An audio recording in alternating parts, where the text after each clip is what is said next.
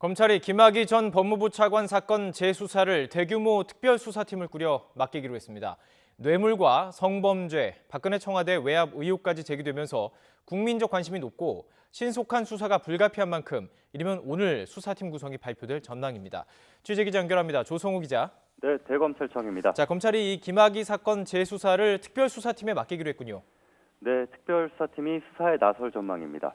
문무일 검찰총장이 오늘 오전 9시쯤 출근길에 기자들에게 수사 방식과 관련해 처음 입을 열었습니다. 검찰 과거사위원회의 수사 권고 자료를 분석하면서 지금까지 수사 방식을 놓고 고민을 거듭해왔는데요. 특별수사팀이 수사의 공정성과 독립성을 보장하는 가장 나은 방법이라고 판단한 걸로 보입니다. 문 총장 출근길 발언 들어보겠습니다.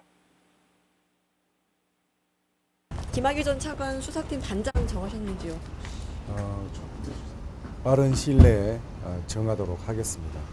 수사팀의 규모는 제기된 의혹 사항들이 많기 때문에 그것들을 해소하는 데 충분한 규모로 편성하도록 하겠습니다. 네, 들으신 것처럼 충분한 규모의 수사팀을 편성하겠다고 했는데요. 베테랑 검사들을 중심으로 일선 검찰청에서 파견받아 대규모 수사팀을 꾸릴 걸로 전망됩니다. 팀장은 특수수사 경험이 풍부한 검사장급 인사가 맡게 될 걸로 보입니다. 네, 이 대규모 수사팀이 꾸려지게 되면 어떤 부분부터 들여다보게 될까요? 네, 이르면 오늘 수사팀 구성이 발표될 걸로 전망되는데요. 우선 검찰 과거사위원회가 보내온 자료를 넘겨받아 검토한 뒤 수사를 본격화할 걸로 보입니다. 수사 권고 내용 가운데 김 전 차관의 뇌물 의혹부터 수사할 가능성이 큽니다. 과거사위는 김 전 차관이 지난 2005년부터 2012년까지 건설업자 윤중천 씨로부터 수천만 원 상당의 금품과 향응을 받은 혐의가 있다고 밝혔습니다. 또 지난 2013년 경찰 수사 과정에서 성폭력 피해를 주장하는 여성이 사건 청탁과 함께 김 전 차관에게 돈 봉투가 전달되는 걸 봤다고 진술한 정황도 나와 있습니다.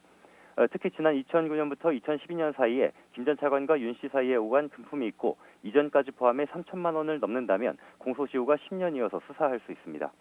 금전거래와 김 전 차관의 직무의 관련성, 대가성 여부가 검찰 수사로 밝혀져야 할 부분입니다. 사건의 시작점이라고 할 수 있는 별장 성범죄 동영상과 김 전 차관과 윤 씨의 특수강간 의혹도 추가 권고를 거쳐 검찰이 맡게 될 걸로 보입니다. 이 밖에 2013년 3월 김 전 차관 임명 전후 사건이 불거졌을 당시 박근혜 청와대가 경찰 수사를 방해했다는 의혹도 들여다봐야 합니다. 당시 민정수석실 관계자들과 경찰 사이에 공방이 벌어지고 있는 비위 보고 논란과 청와대의 부실 인사검증 논란 등은 향후 대검찰청 진상조사단의 추가 조사 내용에 따라 수사 대상이 될 가능성이 있습니다.